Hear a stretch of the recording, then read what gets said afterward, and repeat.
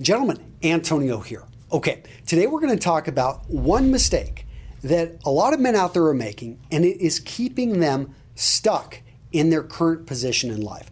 Guys, I know a lot of you guys wake up every morning and you're not happy with the way things are going. You feel that you are in a rut, that you've maybe had the same job for 5 years and you haven't gotten a pay raise, that you've been in the same industry perhaps for 10 years, that you've just feel like you've been doing the same thing again and again and you're not going anywhere. Gentlemen, this could be because of one fatal mistake you're making. And in this video, I'm also going to give you 5 action steps that you can take to get yourself out of this rut. Now, like all my videos here at Real Men to Real Style, I support it with an article. Boom, go over here, check out the article. You can read, I go into more detail. My friend Katrina, she wrote this. She's over at Communication for Nerds. She's got a great, free course you can go check out, but it is a well-researched and written article, so go check it out. All right, so what is the one mistake that people are making that's keeping them in a rut in life? Gentlemen, the one mistake is that you're not getting outside of your normal social circles. You are in a comfort zone and you're happy. You don't want to go, here in Wisconsin, most of the guys, I'm sure they hang out with Green Bay Packer fans and they hang out with hunters. That's what we've got here. We've got a few farmers around this area too, dairy farmers. But the point is, if you want to expand your horizons, you're going to need to hang out with different people. I saw this in the United States Marine Corps. I would go out and I would find I'm going and I'm hanging out with Marines. At work, I'm with Marines. When I take, if I took a trip and we went all over the world with another Marine, you think about this, I'm just hanging out with the same people again and again. It wasn't until and it was in Pensacola, Florida, when I was going through flight school, I wanted to change things up. So I'm thinking, okay, I'm going to go out and I'm going to take some courses at the local school, University of West Florida, right there in Pensacola.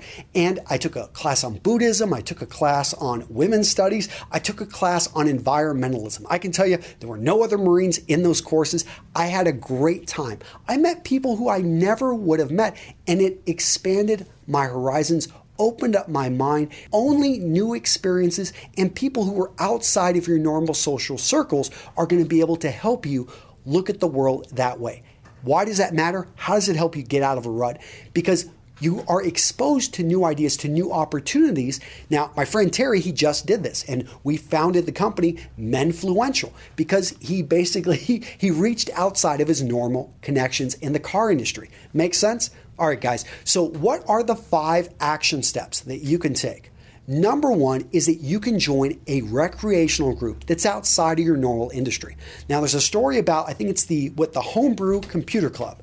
And there were 2 guys that met at this club, and they're one of them, Steve Jobs and Steve Wozniak. Guess what company they founded? Apple Computers. Came out of simply 2 guys getting together about their passion about computers. Neither of them at the same time was necessarily in around computers. They were actually, a different type of companies. They came together here and they were able to come together because of a passion they had. So find groups that you're passionate about. It doesn't necessarily have to be one that you're going to go start a company about, but if you're into speaking, Go to a Toastmasters group and find that you surround yourself with other speakers, because if you want to become a speaker, but let's say you're selling, furniture for a living, well, you're not going to get that opportunity unless you surround yourself with other wannabe speakers. Okay, so number 2, take a class. I alluded to this example, but when I was in the University of West Florida, I took these 3 courses. When I went back to school at the University of Texas and got my MBA, I made sure every semester to take 1 extra course outside of the business school. I went over to the School of Engineering and I met some amazing people. People to this day I stay in touch with and blow me away about what they're doing. These were, computer architects that are getting in there, and they're designing out all these different types of apps. I've got friends in Silicon Valley because I took the time to get outside of the business school. Now, number 3 is you can create your own group. My wife has done a great job creating her own groups over at Bilingual Kids Rock. She actually has created a local group of Ukrainian mothers. And what's really cool about this, she did it initially for herself and her friends, but Ukrainian mothers they're driving 60 miles to show up to her group. And she has met so many people. And she just got a call the other day from a woman in Australia who was listening to her podcast, which is Bilingual Kids Rock, was inspired, started her own group in Australia. Pretty amazing, huh? So number 4, ask for introductions. So let's say you don't want to start the group, you don't want to do the other ones. Well, simply look at how you can get an introduction from somebody in your network. It is so easy nowadays to look on LinkedIn, to look on Facebook, friends of friends, and to find some friend that you have in common and get that introduction. Very easy, but make sure that you do introductions right.